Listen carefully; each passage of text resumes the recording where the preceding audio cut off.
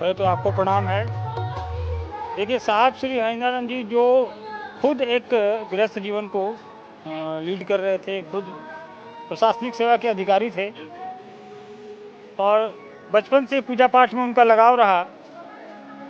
तो हमेशा कहते थे कि लोग कहता है, पुराने लोग कहते हैं कि भक्त को भगवान के पास जाना पड़ता है। उनके मन में हमेशा ये जिज्ञासा रही कि भगवान भक्त के पास क्यों नहीं आएगा।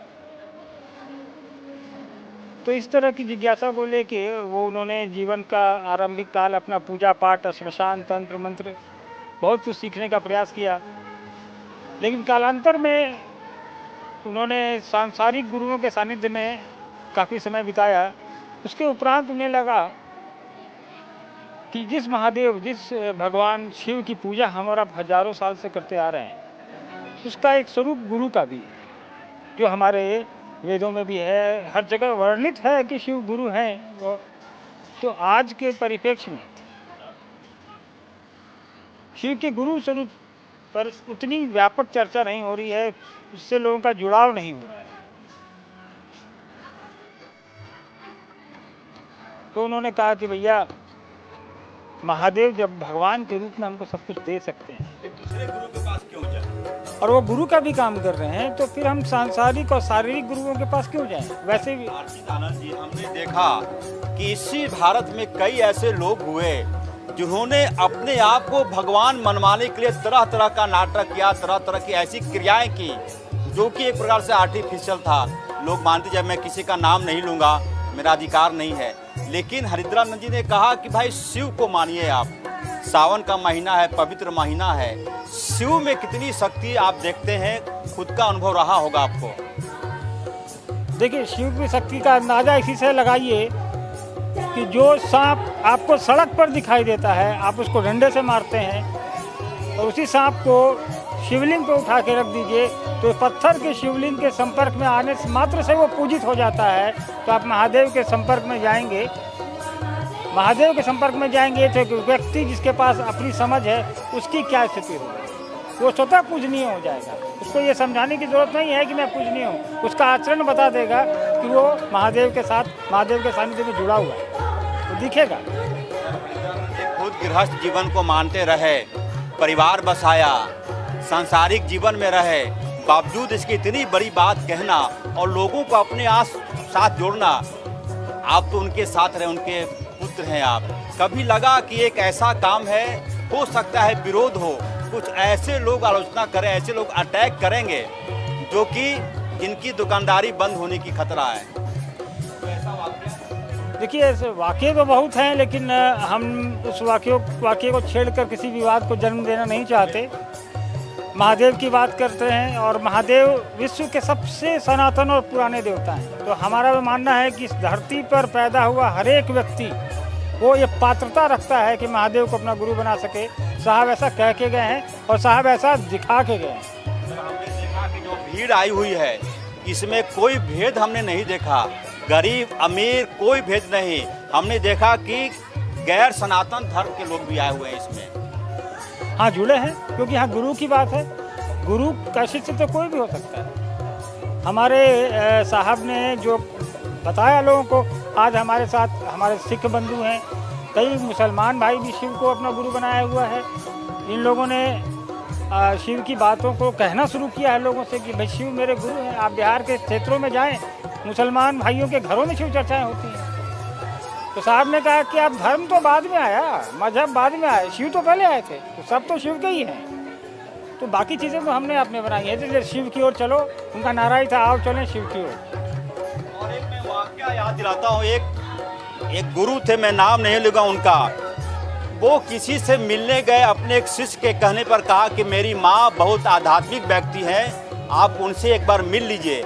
जब वो गुरु उस महिला के घर में गई तो देखा कि रामायण भी रखा हुआ है, कुरान भी रखा हुआ है, बाइबिल भी रखा हुआ है। तो कहा कि भाई ये कैसे हो गया? तो कहा कि सर हमने कहा था कि मेरी माँ आध्यात्मिक व्यक्ति है, धार्मिक नहीं कहा था। सर यही है अध्यात्म। अध्यात्म और धर्म में मूल अंतर है, और धार्मिक तो व्यक्ति को अलग अलग इस पंथ में, मजहब में बांट देता है। अध्यात्म सबको एक करने की विधा है। वहाँ पे किसी धर्म और संप्रदाय की बात नहीं होती। अध्यात्म तो भगवान महादेव गुरु से मिलने की एक विधा है। मैं आपको बधाई देता हूं कि आप इतनी बड़ी बात कह रहे हैं। और ईश्वर अभी कहते हैं कि मुझे पाने के लिए कोई ज़रूरी नहीं कि आप अगरबत्ती लेकर जाएं, ये मिठाई लेकर जाएं, प्रसाद लेकर जाएं। जहां आप खड़े हैं वहीं से इच्छा हो आप मेरा नाम पुकार लीजिए, मैं आ जाऊंगा। बिल्कुल, आप यहीं पूरा अभी घूमें, आप जहाँ जितने लोग आए हैं आपको कहीं प्रसाद नहीं दिखेगा, कहीं आपको पैसा चढ़ता नहीं दिखेगा। यहाँ पे जो भी आते हैं वो साहब और दीदी जो जिनका जन्म दिवस है उनसे आशीर्वाद लेने आते हैं। ये जगह साहब के रहने की जगह है, एक ऊर्जा है यहाँ पे। और ऐसे भी कहा जाता है कि जहाँ साधु संत रहते हैं वहाँ एक ऊर्जा होती है। तो उस ऊर्जा से ओतप्रोत हम लोग भी हैं, ये लोग भी हैं। जी का जो एक प्रकार से परंपरा है उसको बढ़ाने में आप कितना मदद कर पा रहे हैं?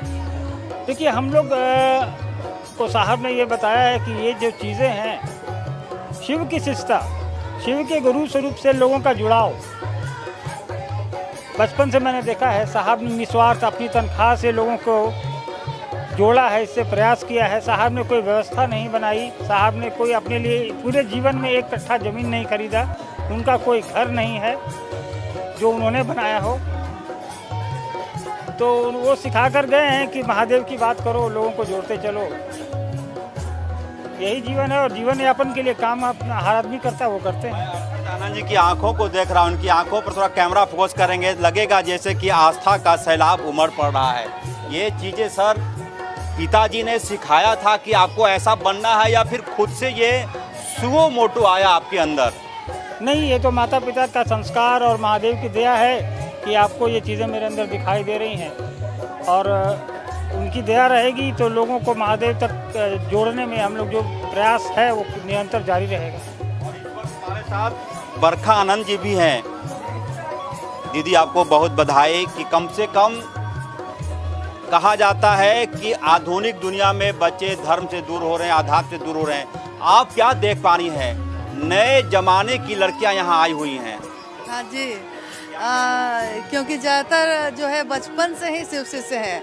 कितने बच्चे तो गर्भ से ही शिव शिष्य हैं। तो स्वाभाविक है, जो गर्भ में भी जब अभिमन्यु ने सारा ज्ञान सीख लिया था, तो यहाँ शिव की बात अपने माता पिता से सुनने वाले बच्चे जो गर्भ में सुन रहे हैं, उनके तो संस्कार में रच बस रहा है ये। तो जैसे वो आगे बढ़ रहे हैं, युवा हो रहे हैं, तो एक नई पीढ़ी सामने आ रही है। आपके अंदर कभी ऐसा लगा आपको कि जो हरिद्रानंद जी की जो संस्कार थी, जो परंपरा थी, उसकी कोई झलक आपने आप में अंदर देखा? कभी आपने ऐसा कोई वाकया, ऐसा कोई स्वप्न, ऐसा कोई घटना? देखिए, जब भी महादेव की बात होती रही है, साहब और दीदी के सानिध्य में बैठने सुनने का बहुत बार मौका मिला। सौभाग्य है ये मेरा, क्योंकि कुछ अच्छे कर्मफल होते हैं जो किसी न किसी रूप में मिलते हैं। तो इस जीवन में यही सबसे बड़ा उपहार मिला। और जब भी वो जैसे ज़्यादातर योग में कहते हैं ईरा और पिंगला जो है, एक कुछ घंटे तक एक तरफ से सांस चलती है, फिर सांस की दिशा बदलती है। लेकिन साहब के सानिध्य में जब भी हम लोग बैठे रहे, तो दोनों सांसों पे संतुलन के साथ दोनों तरफ से सांस की गति एक जैसी, स्थिर, संतुलित। जो इस मौके पर आप याद करना चाहें और लगे कि वह हुआ कि जीने की प्रेरणा देता है? ये सबसे बड़ी बात है कि उन्होंने कहा कि सीधे महादेव को गुरु मानो, और स्पष्ट संदेश दिया है, शिव ही हमारे गुरु हैं, शिव ही हमारे गंतव्य है, शिव ही हमारी गति भी है, और शिव ही गुरु रहेंगे हमेशा। कोई दूसरा वरिष्ठ नहीं होगा, कोई दूसरा अगुआ नहीं होगा। जब महादेव स्वयं है तो किसकी जरूरत है? ये थे हमारे साथ अर्चित आनंद और बरखा आनंद। यदि आज की तारीख में कोई यह कहने की हिम्मत रखता है कि किसी धर्म गुरु के पास तुम मत जाओ, किसी को गुरु मत मानो, एक ही शख्स है पूरे ब्रह्मांड में, वो है शिव महादेव। यदि आपने निश्चल मन से, सच्चे प्रेम से शिव को गुरु मान लिया, तो किसी पंडित, किसी पुजारी, किसी धर्म गुरु के पास आपको जाने की जरूरत नहीं है। उम्मीद की जानी चाहिए कि हरिंद्रानंद जी ने जो कुछ कहा उसको लोग अपने जीवन में उतारेंगे, और यदि ऐसा होता है तो यह मान कर चलिए कि यह कर्म सनातन धर्म के विस्तार की एक बड़ी वजह बनेगी। कैमरामैन उमेश के साथ HNN 24/7 के लिए अजय लाल, रांची से।